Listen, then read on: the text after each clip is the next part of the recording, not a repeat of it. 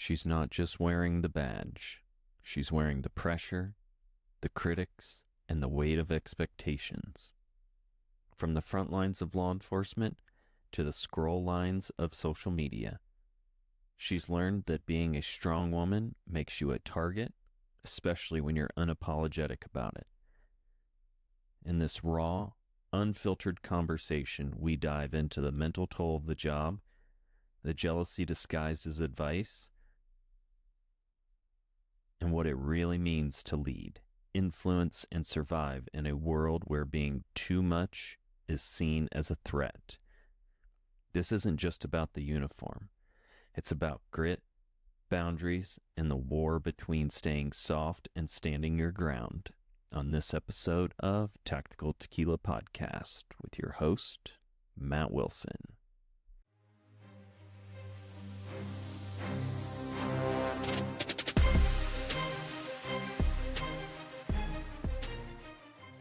If you enjoy the show, hit the like button, subscribe, and share it to your social media platforms. Thanks for tuning in and enjoy the show. Welcome back, everyone. Matt with Tactical Tequila. And tonight's show, we have repeat guest, Sergeant Ashley Smith. She has taken shots on the street, shade online, criticized for her competence, targeted for her hustle, and still standing unshaken. This isn't a story about playing by the rules. It's about breaking the mold, owning the backlash, and showing up raw, real, and resilient on the job and in the spotlight. Ashley, welcome to the show. Thanks so much for being on. I appreciate your time. Absolutely. Thank you for having me. I appreciate it too. So, I just kind of want to dive into things with the recent events going on with Charlie Kirk. I want to get your take on things. When you first heard the news of Charlie Kirk being shot at the university, what was your immediate reaction, and political noise aside? So I actually work nights, so I was sleeping when the whole thing happened, but I woke up and I saw a couple messages, and at first it was students tweeting from the school that Charlie Kirk had been shot. At that point, there was zero confirmation that he had actually passed away. So I had gone to an appointment, and I was actually at a lash appointment, and the girl that does my lashes is all, pro all of that. So her and I were talking about it. I was like, hey, did you hear that Charlie Kirk had been shot? And she's like, yeah, I just found out. And so by the time I had gotten done my appointment, we had confirmation that he had passed. So my initial reaction was, there's no way that he passed away. Like, keep praying. I'm annoyingly optimistic. I got that from my mother. So I was like, there's no way, we'll talk about it. We'll pray about it 100%. He's going to pull through. And then, just like I said, by the time that appointment was done, we had confirmation. And it was just kind of the whole shock aspect. And then when I saw the video, I knew right away that there was number one, there was no way that he would have survived that. But number two, as a police officer, we break things down. And as morbid as it sounds, I played the video extremely slow. And my first reaction was, he died instantly. There was no pain. You could see it. You could see when it hit. You could see everything that he had died instantly. And so that was a little bit of piece that I took from that, knowing that he didn't experience any pain and he was immediately gone. And so as a police officer, how do you digest the fact that someone used violence to silence a voice? And no matter your stance on what you thought of Charlie. Well, and again, we didn't have any information on even what had happened at that point and who it was or anything. And putting all of that aside, we're not even picking sides. We're not picking anything to do with that, evil person. Just the fact that it had occurred was just shock. And I'm probably gonna say it 100 times. It was just shock because it's a college campus. We know that it's very high emotions, but I mean, Charlie, like, he had pride in the fact that there's many times that he was asked to be inside a closed venue, be behind bulletproof glass, and he specifically said, "I don't want that. The day that I have to do that is the day I should stop preaching at campuses." So it was one of those things of maybe ignorance on my behalf of just thinking that it wouldn't happen, because there's been many radical people that have gone to campuses, and the evil has not, hit them or taken them out. So we just all I think all of us really just thought like it was just another day of Charlie going to another, campus. And it was one of the biggest crowds he had ever had. And so we just automatically assume like he's gonna be safe. He's gonna have some people that don't like him there, but he's gonna have a huge support. And it was just not something I expected. So, and you see all these people online openly celebrating his death, both online, at work, probably maybe even in your circle of officers. But how does that impact your view on the decency, and where do you draw the line between legitimate anger and moral collapse of those individuals? So I'm fortunate, I'm blessed with the fact that my circle, my agency shared, even my agencies outside of my agency, we all shared the same feeling of there's no way to explain it other than this gut-wrenching sadness that absolutely it didn't come out of nowhere. But I've never cried for a celebrity. I've never cried for an influencer.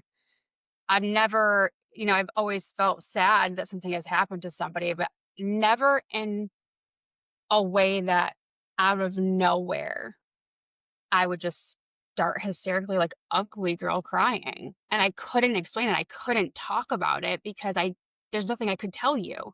I couldn't tell you why I felt that way. But I wasn't the only one. I had grown men crying, military badass dudes that have done horrific things shedding tears. And if we have gotten to a point where everyone shares that same feeling and couldn't explain why we felt that way, I have my own opinion on it. But that I was lucky enough that everybody in my life felt the exact same way. Uh, if we want to go down, the weird path of I have one family member that does not share those same beliefs, but she's a 22-year-old kid that was brought up through all the phases that we've all gone through with COVID and the homeschooling and then the going to the colleges and then being on Discord. And she's a product of her environment. And she was 100% indoctrinated through her school, through her friends. And it's a classic, if I can video her, of the rhetoric that she is spreading, which I did not engage in. This is coming from my mother. I purposely do not engage with things like that. My mom is so heartbroken that this is what has happened. And again, my niece couldn't give any examples. She couldn't say anything other than just regurgitate what she saw on the internet. And this is what we're dealing with. This is our new generation that we are Mhm. dealing with, that we are putting in teacher positions, hospitals, police forces. And it's very disheartening because it is so radicalized that are we going to have modern day domestic terrorists and sleeper cells that we're putting into these positions and they're going to target certain groups? I don't know. But if you would have asked me the last time we did this podcast, if I would be sitting here having these types of conversations with you, I would say absolutely not, you're crazy. But yet here we are. And the fact that all of us are so passionate about it out of nowhere has to say something. So, but my immediate circle has been phenomenal. We've all been feeling the same way. We've all been trying to cope together and spend a lot of time together. And that's all you can ask for during, a period of trauma and, a life-changing event for all of us. And early on, shortly after everything happened, like, you had all these conspiracy theorists posting their take on video. And of course, if you look closely, some of them are AI generated, I feel. And if you look even deeper into those videos. There was one of, well, the main one is the guy's tugging on his hat, and he's doing this, and then you have his detail guy who to me just appears like he's just adjusting a shirt.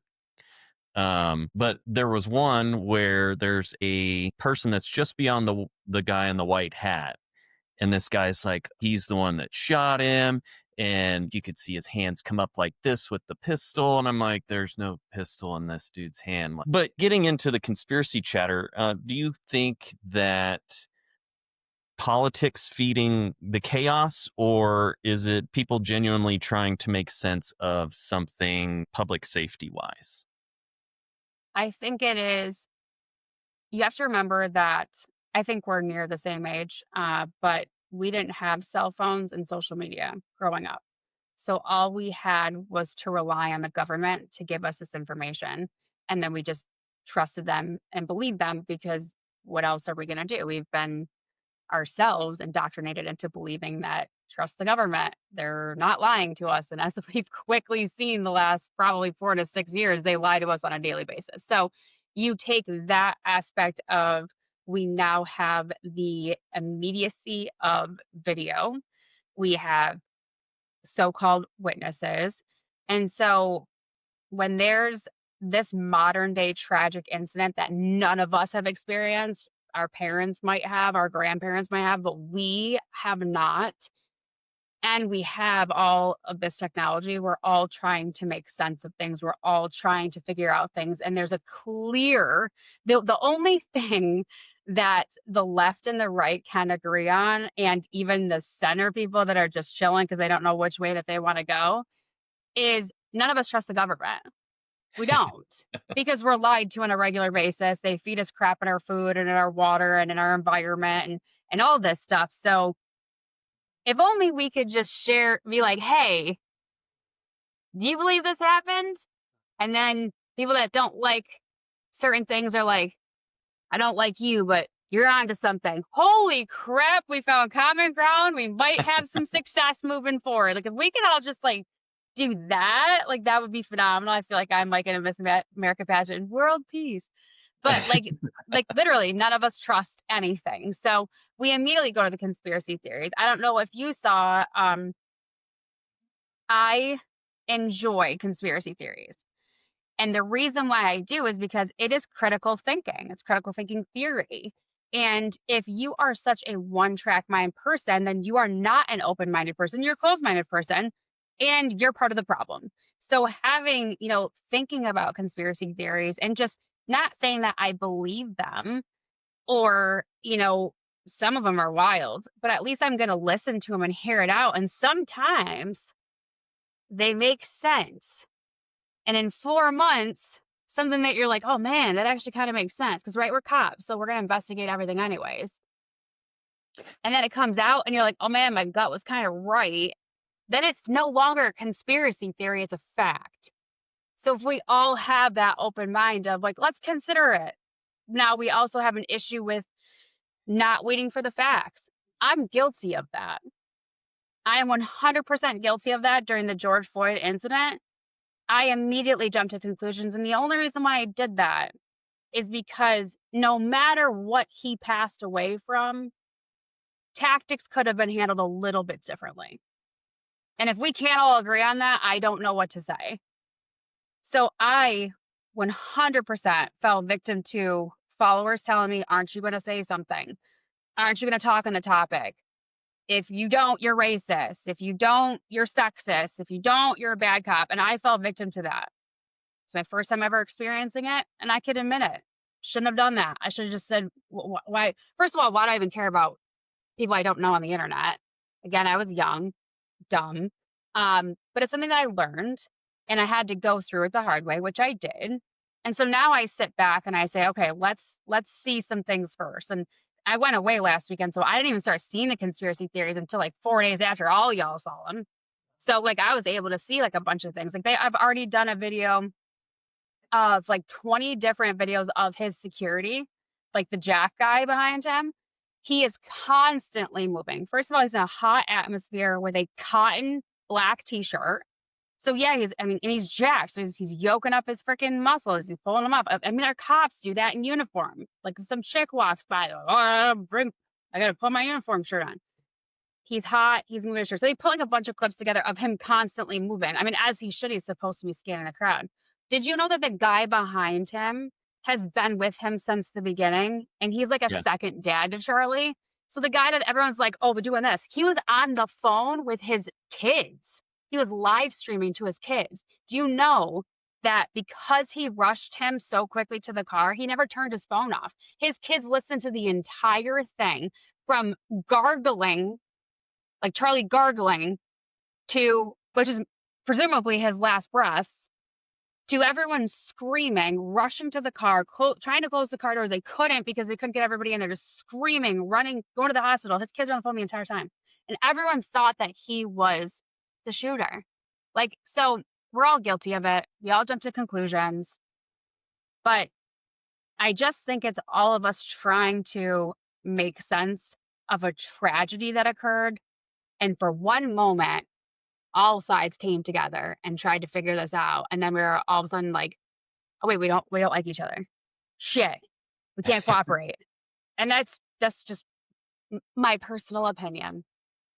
I know from a few of your posts, you've faced some criticism from followers, and the ones that you've posted, I'm like, this person's being so ridiculous. When you face that criticism, especially being in law enforcement and as a social media influencer, what moments like these, when it's either women or men come at you, what does it teach you about resiliency, jealousy, the cost of standing up for what you believe in both law enforcement and in your personal life?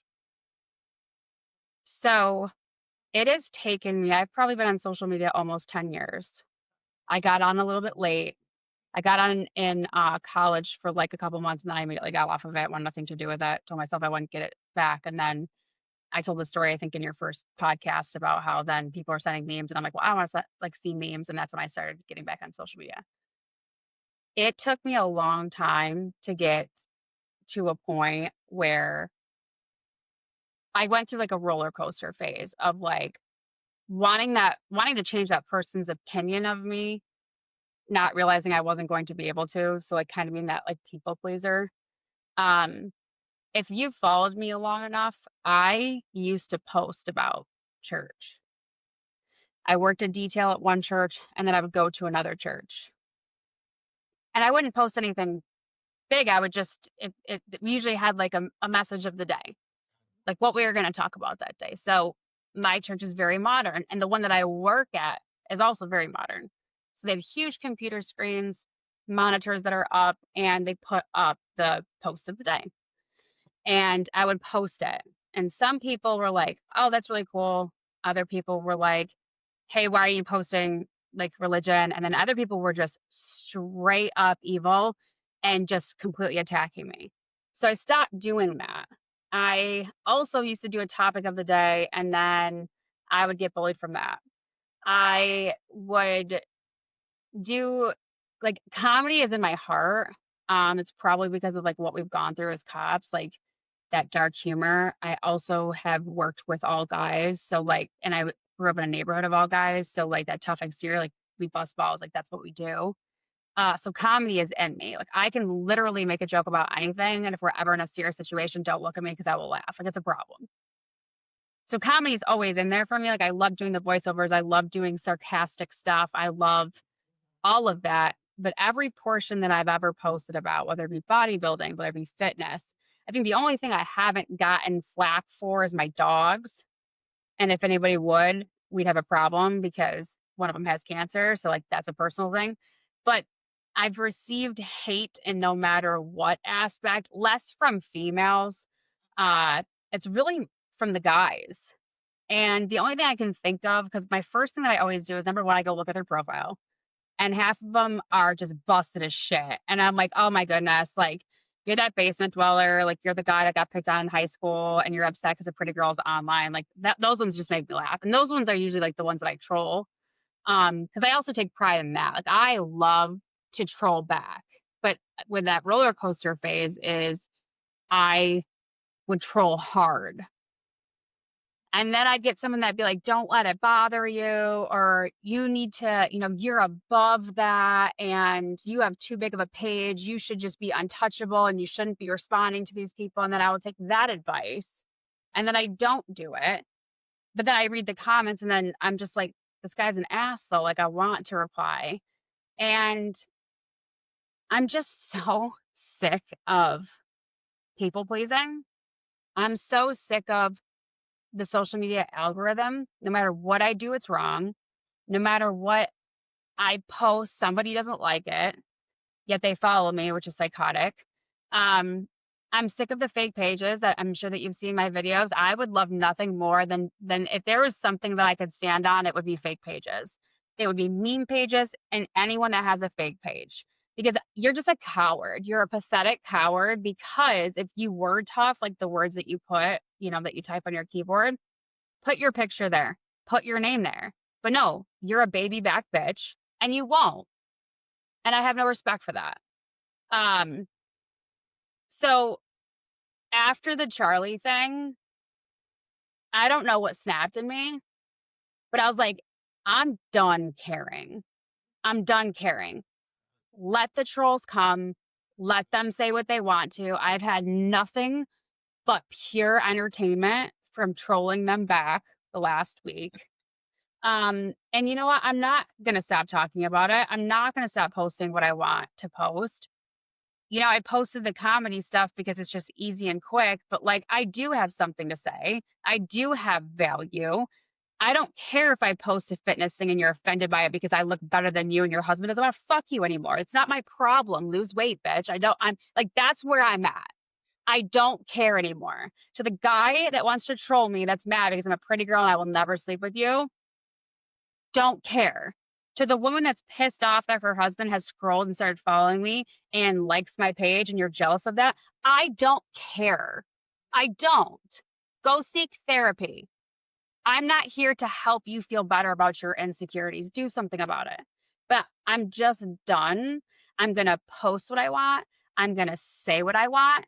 And people just have to be held responsible. So if they're going to continue to bully me, then expect me to respond, whether that be a comment back, a post, because my following is like cult-like.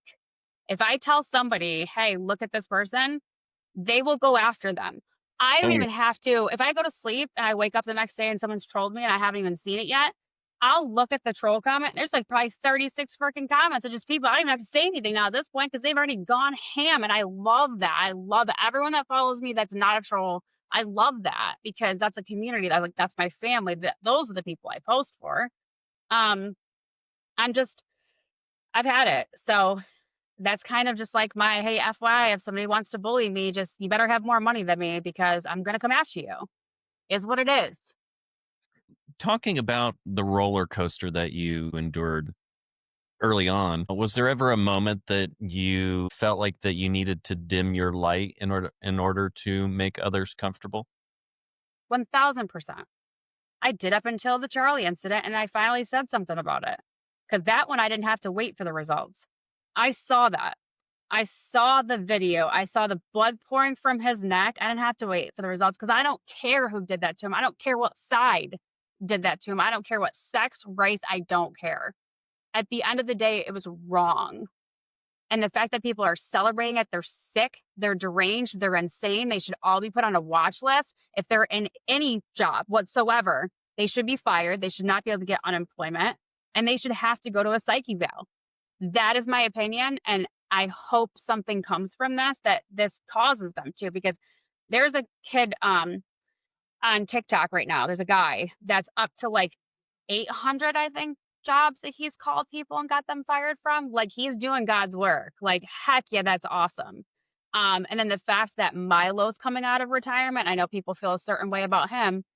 And again, it's okay to not agree with people, but you just unleash a pit bull. Like, good luck with that. I wish you guys all the best. And yeah, up until last week, I always felt like I had to dim my light. Again, I got people giving me advice, don't respond to comments because you have to look, you have to be better than them. You have to be unreachable and blah blah blah. And I'm like, yeah, but like at the same time, it's not even like it helps my algorithm too. Like when people Right. argue in the comments, it helps my algorithm. I mean, shoot, I've lost like 15,000 followers in like the last 2 years. I don't care because like half of them are probably freaking bots anyway, but it's people that didn't genuinely like me anyways. And I've gained followers since this incident, which that's not what this was about. I didn't expect all these posts to go viral.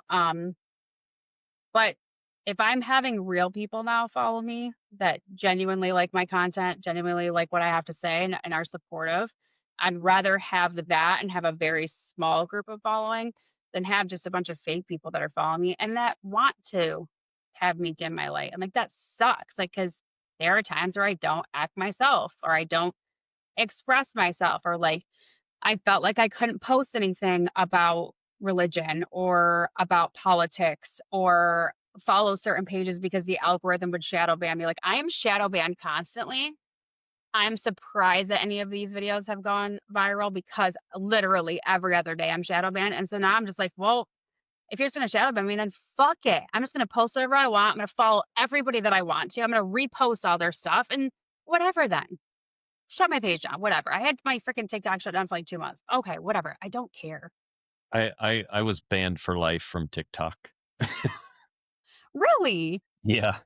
Uh, so there was I don't know how old he was, but he was using my logo for the podcast as his main picture on TikTok, and then posted one video or a photo video of that logo, and people were coming messaging me, "Hey, are you on TikTok? Like, we want to follow you." And I'm like, "No, I'm not."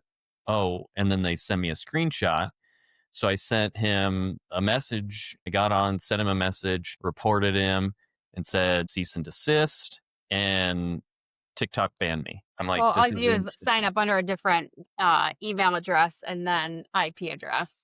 It's to me, I can help you. it's not worth it to me. Sometimes it is because some of the stuff that's on there is, whoo, it's so good. Talk about um, conspiracy theories. Still, kind of just switching gears here, and I want to talk to you a little bit about mental health and managing stress. What's the heaviest part of the job that people don't see on Instagram? um,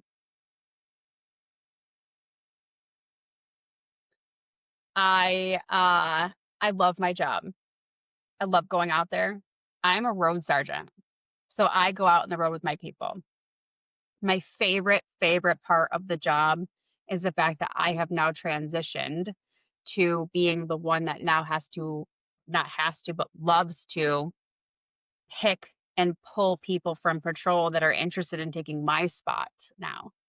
And so I train them to become a sergeant. One of my guys on my midnight platoon, I just was lucky enough to promote. I'm thrilled. He's going to do amazing. And I'm super, super proud of that because, there's a lot of bosses that will kind of gatekeep our position, which I don't get that because as a leader, number one, you want to lead by example. But number two, you are supposed to, after you get the hang of the position, start looking for other future leaders that you can train to take your place if you progress upward or if you retire. And so that's my favorite part of the job. The most stressful part is the behind the scenes politics of it. Um, it's the personnel complaints that are completely unfounded that I have to entertain for my boys that stress them out. And nobody wants to deal with that. And we have entered I posted about it today, like the justice system is very soft nowadays. And I stand by that because we have New York State's great. We have bail reform. Um, there's a reason why these criminals keep getting out immediately and then committing additional crimes. And I will die on this hill until something happens to somebody that can make changes. in that upper echelon of politics until something happens that affects them personally, it's not going to change. Um, so that's very stressful. That's very disheartening. I used to follow my cases to the end. Now I'm like, there's absolutely no point because there's probably all going to get clumped into one and then dismissed. CPS cases, that's a whole other story. Um, I don't know what they do. So that one's stressful. But I would say the most is definitely the behind the scenes politics. And then also we have an epidemic of mental health within law enforcement. And it's just now starting to not be such a stigma. I'm the mental health liaison for my county and surrounding counties. I just got a phone call from somebody almost 3 hours away. It was a chief that wanted to talk to me. He got my name from someone. I've never heard of him in my life. I've never met him a day in my life. I try not to get last names unless they just give it to you, but I try to get only first names. I don't do any research on people. I just hear them out and see if I can give them any assistance. And, if I think it's going to be bad, then I obviously have to call more people, but otherwise I counsel them. So just protecting them and, showing them that it is okay that there's something going on. It's okay to talk about it. I'm also, if and I tell agencies this very, very explicitly. And the best part is my chief is 100% behind that is if you are going to call me, I'm not the girl that is going to help you jam up your cop. I'm the girl that's going to protect your cop. So if that's what you're looking for is protection and actually getting help for that police officer, I'm your girl. But if you're going to try to jam them up, you do not want to call me because you do not want me on your bad side because now I transition to represent that person. You better have your shit in a fucking row because if you don't, then it's nothing personal, but we're not going to go down that road. We're not going to jam somebody up. Now, if somebody needs true help or they have gone way too far, then there's nothing I can do. Then I have to be the sergeant, then I have to, do the right thing always. And that might be that I have to, bring them to a facility, a mental health facility or rehab or whatnot. And that's okay too. So we're just trying to get that stigma off of it. I feel like we've come away, but not far, especially in New York State. I just feel like we're still so far behind in New York State. And it's unfortunate, but we just really have not made a lot of progress. And how would you, in your opinion, how would you further the progress? Well, first of all, we have to understand that I write grants, so I have to do a lot of research. Every time I write a grant, I'm like, man, this is like a research paper. Normal person in their lifetime will experience 7 to 14 max traumatic incidences in their lifetime. The average person lives to about 55, 56 years old. Average person, average. Obviously, we're living way past that now, but the average person. So you're talking 7 to 14 max incidences for their entire life. Law enforcement handles 14 traumatic incidences a month at the least. The rate of PTSD that we experience, but we just normalize,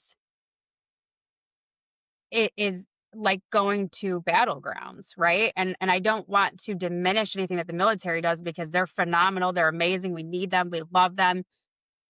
It's not a comparison to that, but it's a comparison of battlefield here in our neighborhoods with our own citizens. And until people start to realize how many traumatic incidences that law enforcement are exposed to and understand that, like, physiologically in our brains, it does affect us, we're never going to progress with this mental health because people are just like, oh, that's the job that you signed up for. It's the same thing. Like I signed up for this job, but I didn't sign up to get killed. I don't want to get killed. I don't want anyone to get killed. This is the job we signed up for. Absolutely. But we also could use some assistance if people are going through some hard things. And you never know what's going to trigger somebody. You don't know if somebody, suppressed something in their childhood that they go to a call and boom, they might not even be able to tell you what's wrong. Or we love hiring military. Military are our favorite people to hire because they got their shit together, they're squared away, they understand the whole, hierarchy and like supervisor and the respect and all that stuff. They're squared away. We love them so much. But you don't know if something that a call might trigger them. We don't know.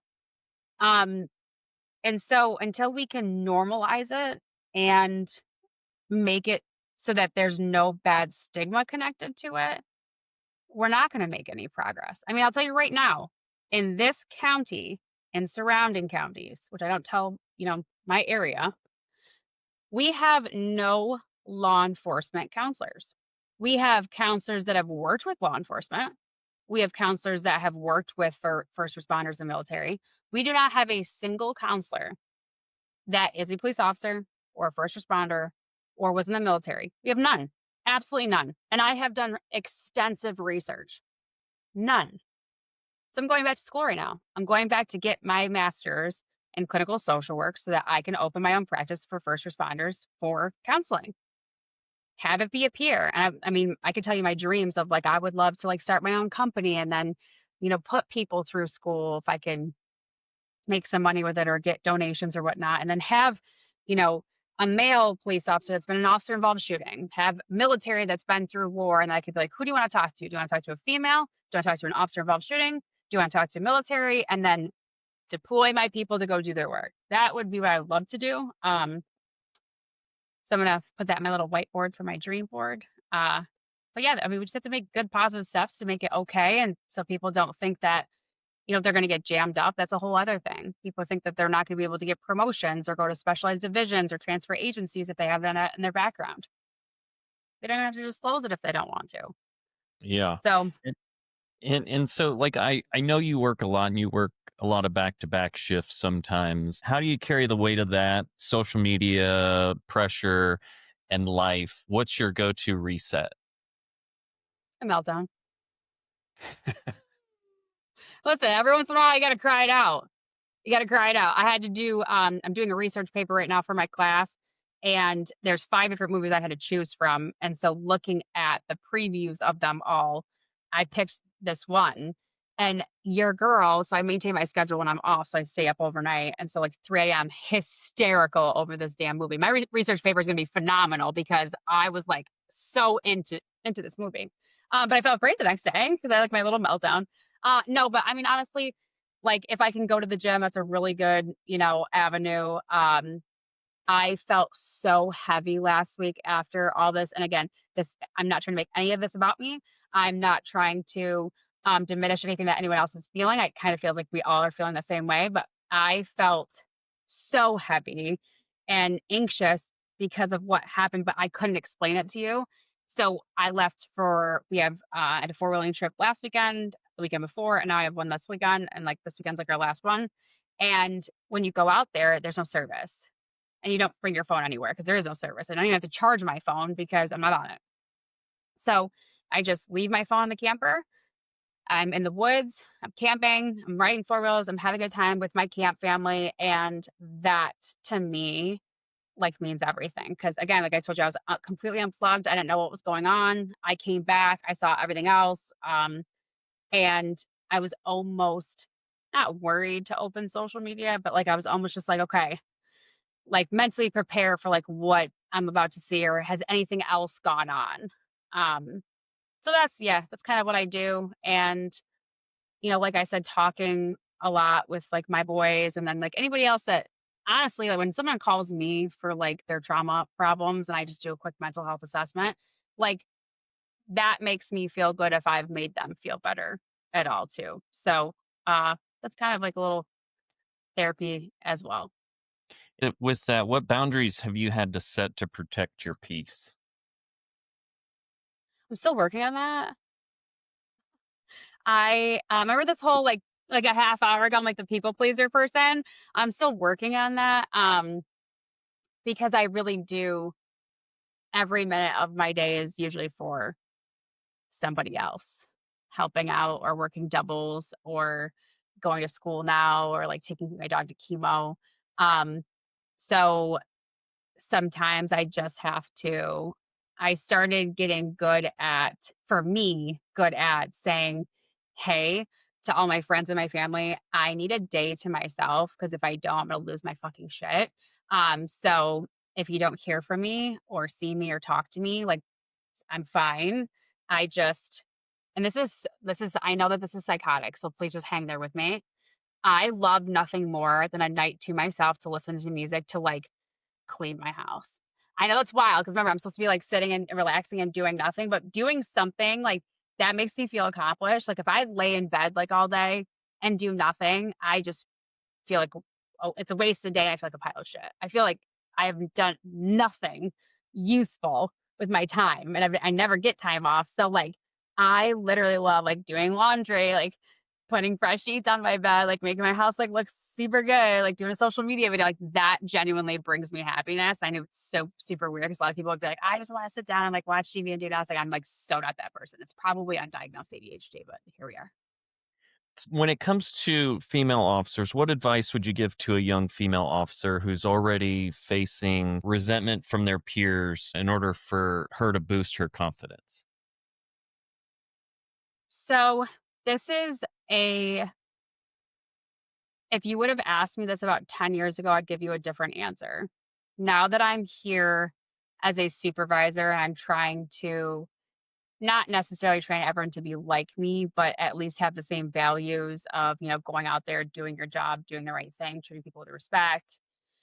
I would say, um, and I had to give this advice pretty recently, and that is don't be that female police officer. Now, if you're talking about people that are already on the job, don't be that female police officer that feels like she needs to go and be extra to prove herself.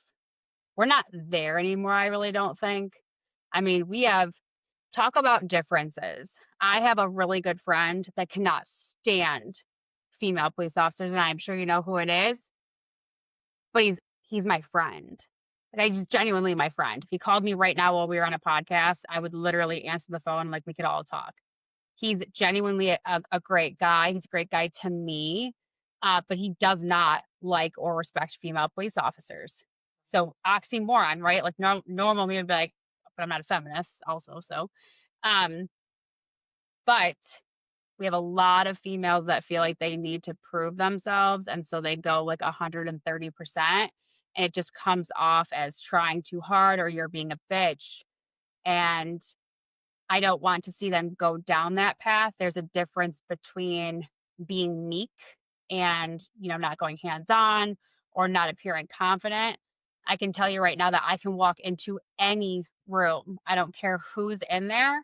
I can care less. I can walk into any room and feel confident, whether I feel welcome or not, because that's just the aura that I put off. That's the stance that I have. That's how I feel about myself. I am confident in myself. I'm not comparing myself to anybody else.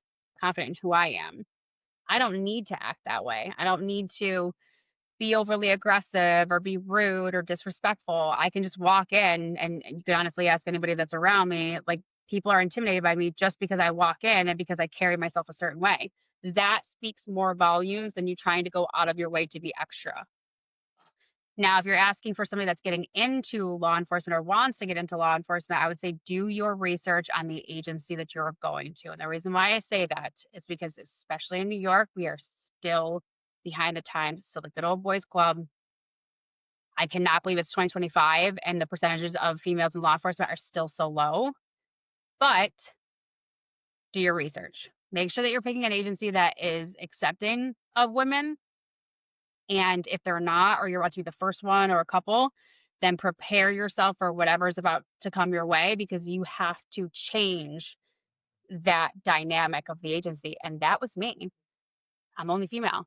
We just hired more now within the last year, but I was the only female. Then I was the only female to ever be promoted. So like it's cool because like I'm making history and I love that. But I had to go through some stuff in the beginning. And I went through, a period where I was like, maybe this career isn't for me. I'm glad I stuck it through. I love my job. I love my guys. I love my agency. But It was hard in the beginning. So just do your research, make sure that you know what agency you wanna work for, make sure you know, like, the demographic. I tell people do not work in the town or village or city that you live in. That's the last thing that you wanna deal with is people you went to high school and elementary school with. Like, that's the last thing that you wanna deal with, or deal with your family or your extended family. Do not work in the area that you grew up in. Go someplace else, spread your wings. And then, yeah, ladies, just don't sleep with your coworkers. Pick a different agency. Don't do that because you make it uncomfortable for everybody else around you. Just be professional. Just don't shit where you eat. And before we close it out, just a couple of rapid fire questions for you. Night shift or day shift? Night. Coffee, energy drinks, or just straight adrenaline? All of the above. Okay. It's dependent. That's a dependent one. So if I'm not super tired, I love sipping coffee like on a cold night. If I've gotten great sleep, I don't need any caffeine at all. Pure, just living off the air. If I'm working a double and I got like 4 hours of sleep, we're getting an energy drink. Most misunderstood part about being a female cop? That's a great question. I'm not necessarily, I don't know if it's misunderstood, but people obviously perceive us as just being bitchy and being, weak, and no one wants to deal with a female cop. One word to live by both on and off the job. Treat people with respect. Treat people how you would want your family to be treated, whether you're on the clock or off the clock. Just be a good human being. If you're a piece of shit, karma's a bitch and it will get you. But good people always prevail. Well, Ashley, I do appreciate your time. Where can everybody find you on social media? I'm on all platforms, so it's either Sergeant spelled out or SGT Ashley Smith. Okay. All right. Well, thank you again. I do appreciate your time and thanks for tuning in, everyone. Have a good night. Thank you for having me.